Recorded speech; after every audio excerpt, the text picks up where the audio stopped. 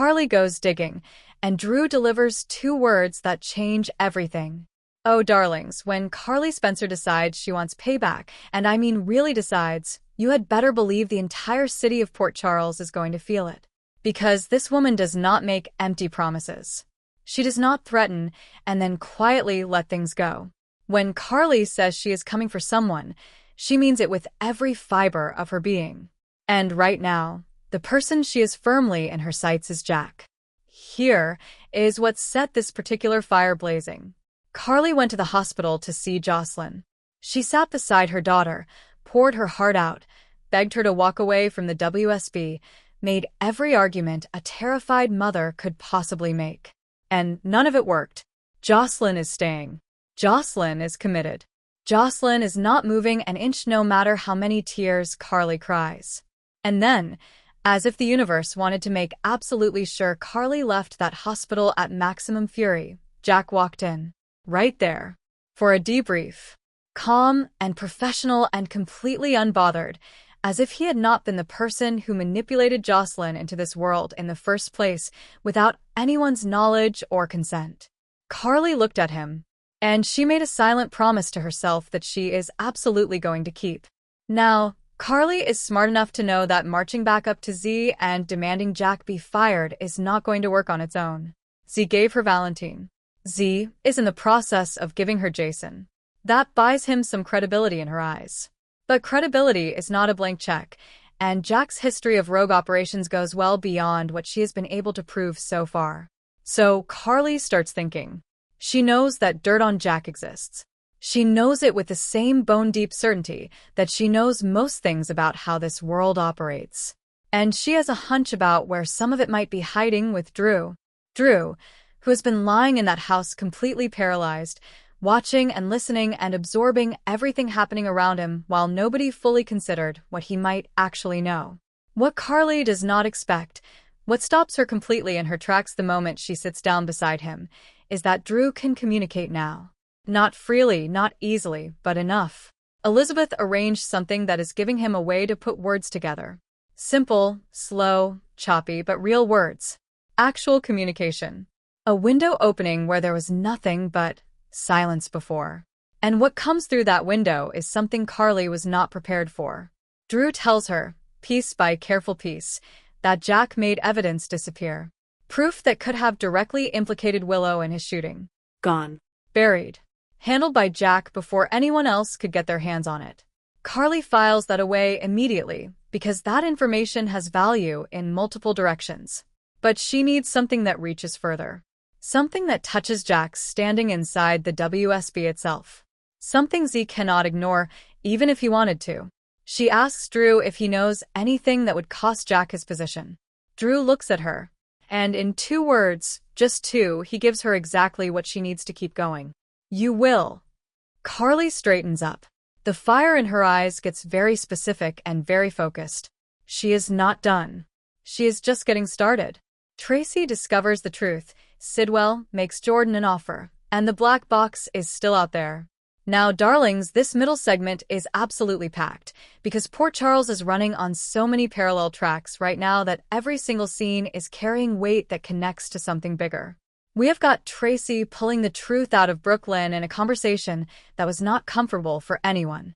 We have got Sidwell making Jordan an offer that is simultaneously tempting and completely impossible. And we have got the question of that missing black box hanging over everything like a storm cloud nobody can quite see around. Let us start with Tracy and Brooklyn because this conversation was a long time coming and it did not disappoint. Tracy is sharp. Tracy has always been sharp. And the pieces of what has been happening with Willow, with Lucy, with the deception shares, with the GPS evidence, they started clicking into place in a way that Tracy could not ignore. She got Brooklyn into a room. She asked the right questions in the right order. And Brooklyn, under the focused pressure of someone who has been outmaneuvering people in this family for decades, admitted it. She set Willow up. She worked with Lucy. She made a deal that gave Lucy a piece of deception in exchange for her cooperation. And now that deal is sitting out there like a ticking clock because Lucy is not exactly known for keeping her leverage quietly to herself. Tracy is not happy. Not even a little bit. She can see exactly how this falls apart if the wrong person pulls the right thread. And Chase, who is already circling the truth from multiple directions, is starting to look like he might be the person who finds it. Speaking of Chase, he sat down with Lucy at the pool and asked her about her police statement regarding Willow. Lucy is many things, but subtle has never been one of them. She mentioned the deception meetings. She mentioned the deal with Brooklyn. She played up her own importance to the company's stability. And Chase, watching all of it, started doing the math. The look on his face in that moment said everything. Pieces were connecting that he had not expected to connect. He is getting closer. And Brooklyn has no idea how close. Meanwhile, in a completely different and equally tense conversation, Sidwell called Jordan into the interrogation room. Sidwell, who figured out very quickly that Jordan was the one who gave up his hiding spot, had questions. Jordan confirmed it. She was undercover the entire time. She was working against him while appearing to work alongside him. And Sidwell, rather than exploding in the way you might expect, offered her a deal. The deal he put on the table was not nothing. There is a clinic in Germany that has done remarkable work, the kind of work that gave Michael his life back in a meaningful way. Getting into that clinic involves a waitlist, significant money, and the right connections. Sidwell claimed he could provide all three. All Jordan had to do was help him access money sitting in accounts in Zurich. Jordan said no. She looked him in the eye and she refused. And Sidwell, without missing a beat, made it very clear that refusal had its own consequences. He would find a way to make her pay. That threat, delivered as calmly as an observation about the weather, landed with the full weight of everything Sidwell is capable of. And, underneath all of this, the black box. That missing, locked, critical box that Jack says Ross stole. The proof it contains about Willow and Drew's shooting is apparently sitting somewhere on Spoon Island, or possibly somewhere nobody has thought to look yet. Willow needs what is inside it. Jack promised he would try to locate it. But right now it is out there, and whoever finds it first is going to hold something enormously powerful.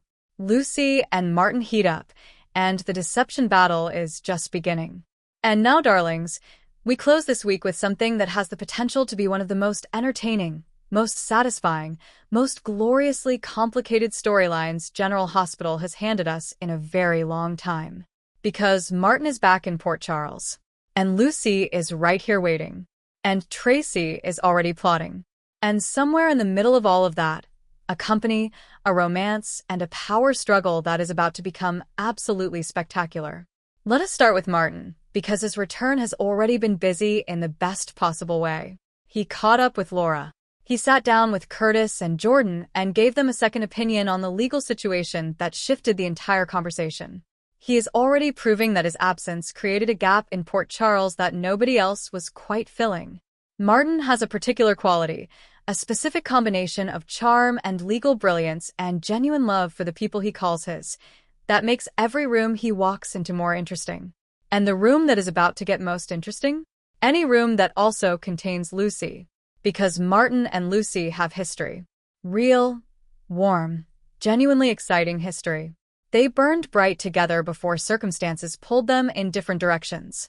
And now, with Sidwell gone, with both of them apparently single, with the timing aligning in that particular Port Charles way that never quite feels like coincidence, the possibility of them finding their way back to each other is very much in the air.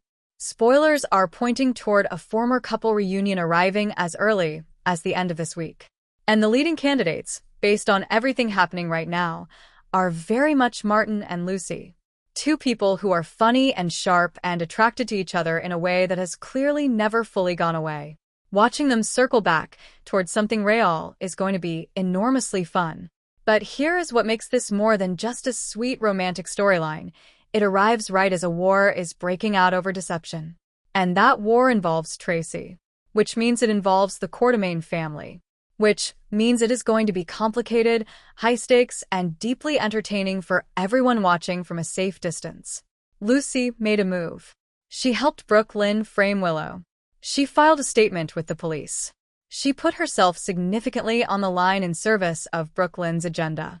And then, very much in Lucy fashion, she decided that level of risk deserved compensation. She leveraged Brooklyn for deception shares. a significant piece of a company that Tracy considers very much within her family's sphere of influence. Tracy is furious. Tracy is already strategizing. She has Brooklyn on her side, and together they're going to look for a way to push Lucy out, to strip back the shares, undermine her position, and remind her exactly who the Quartermaines are when they decide to come for something. But Lucy is not helpless here. Lucy has survived more corporate battles and personal catastrophes than most people accumulate in several lifetimes. She is resilient, she is resourceful, and she is about to have Martin in her corner, which means she will have both legal expertise and someone who genuinely cares about her outcome standing right beside her. The collision between Lucy and Tracy over deception is the kind of storyline that General Hospital handles with absolute mastery. Two women who are each brilliant in completely different ways, each convinced they are right, each with allies and resources, and a stubborn refusal to back down. Add Martin into that mix on Lucy's side, with his specific history of going up against Tracy, and the dynamic becomes irresistible. Chase is closing in on the truth about who really framed Willow.